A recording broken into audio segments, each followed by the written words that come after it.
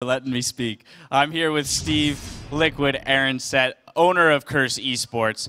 What a crazy game. The first game of the series, it definitely showed that this series can go the distance, but could also go either way. So impressions on how Curse Academy played in that first game? You know, I think the beginning of the game was a little bit more passive than they typically play in scrims. So hopefully they're getting their nerves out and just get ready for the next game. And it's a best-of-5 series. It could go either way. So. Exactly. I want to jump into a little bit of the behind the scenes of having the Challenger team. Most people at home, of course, they're going to know Curse from the LCS squad that you guys have. So talk to me a little bit about the impetus behind bringing in a Challenger squad in Curse Academy. You know, creating a Challenger team is something that not all owners in LCS do.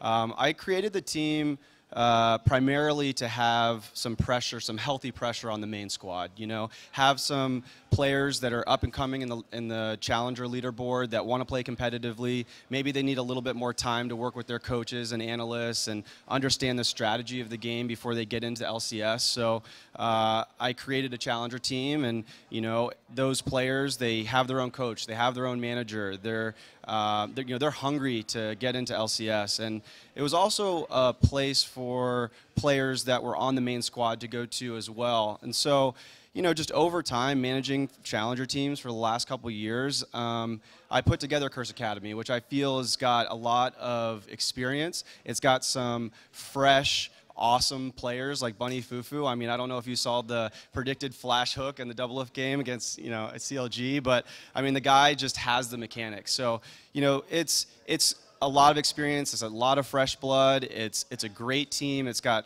a lot of value and reach. You know, there's a lot of popular players on that team. So, you know, and I'm friends with a lot of the guys. I've known them for years. I mean, Cop, poor guy, he had to support. I mean, I had to support him as a player a long time ago when I first played. So, you know, there's a lot of history there. There's a lot of friendship. So would you say you're saying there is an element of using the Challenger squad to motivate the main squad, but also to groom these guys, even if the Challenger squad doesn't make it, to eventually maybe move them individually up to the LCS? Yeah, absolutely. I mean, I think that follows any kind of traditional sports model, right? You're going to have people that are either on the bench or playing on the B team.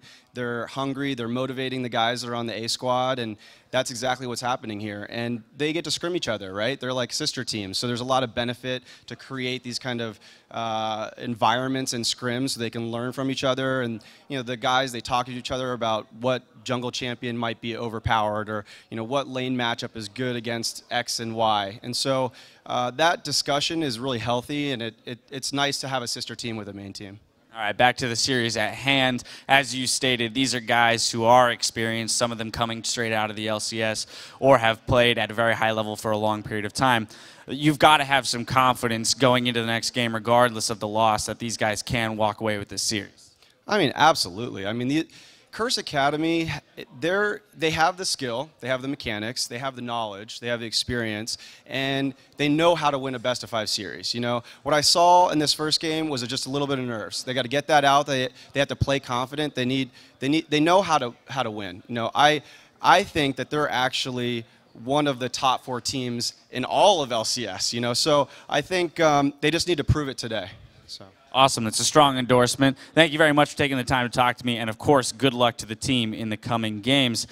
To those of you at home, I'm going to throw a little plug out to you guys. If you are interested and in the area, we have tickets available for tomorrow's show and Sundays, so follow the link that's going to appear at the bottom of your screen and go ahead and grab some tickets so you can join this wonderful studio audience we have for these really exciting games. And with that, we're going to send it right back to the casters at the desk, Freak and Kobe, to get us into Game 2.